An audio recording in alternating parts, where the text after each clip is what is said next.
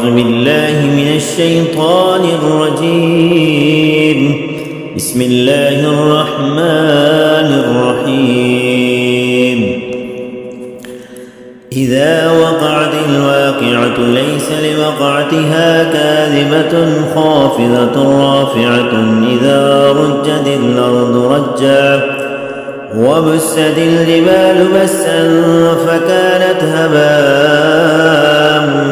منبثا وكنتم أزواجا ثلاثة فأصحاب الميمنة ما أصحاب الميمنة وأصحاب المشأمة ما أصحاب المشأمة والسابقون السابقون أولئك المقربون في جنات النعيم.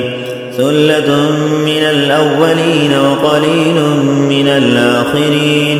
على سرر موضونة متكئين عليها متقابلين يطوف عليهم ولدان مخلدون بأكواب وأباريق وكأس من معين لا يصدعون عنها ولا ينزفون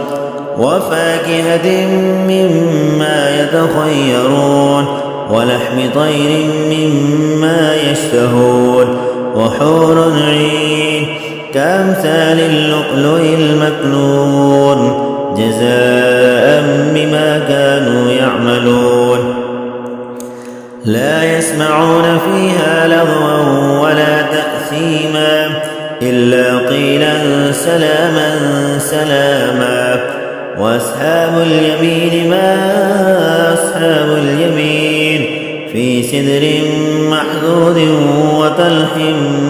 منضود وذل ممدود وماء مسكوب وفاكهة كثيرة لا مقطوعة ولا ممنوعة وفرش مرفوعة إلا أنشأناهن إنشاء فجعلناهن أبكارا عربا أترابا لأصحاب اليمين. ثلة من الأولين وثلة من الآخرين. وأصحاب الشمال ما أصحاب الشمال في سموم وحميم وظل من يحموم لا بارد ولا كريم إنهم كانوا قبل ذلك مترفين وكانوا يصرون على الحنث العظيم وكانوا يقولون إذا متنا وكنا ترابا وعظاما أئنا لمبعوثون أو آباؤنا الأولون قل إن الأولين والآخرين لمجموعون إلى ميقات يوم معلوم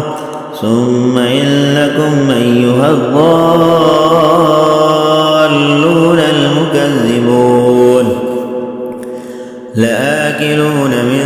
شجر من زقوم فمالئون منها البطون فشاربون عليه من الحميم فشاربون شرب الهيم هذا نزلهم يوم الدين نحن خلقناكم فلولا تصدقون أفرأيتم ما تمنون أنتم تخلقونه أم نحن الخالقون نحن قدرنا بينكم الموت وما نحن بمسبوقين على أن نبدل أمثالكم وننشئكم فيما لا تعلمون ولقد علمتم النشأة الأولى فلولا تذكرون أفرأيتم ما تحرسون أنتم تزرعونه أم نحن الزارعون لو نشاء لجعلناه حطاما فظلتم تفكهون إنا لمغرمون بل نحن محرومون أفرأيتم الماء الذي تشربون أنتم أنزلتموه من المزن أم نحن المنزلون لو نشاء جعلناه أجاجا فلولا تشكرون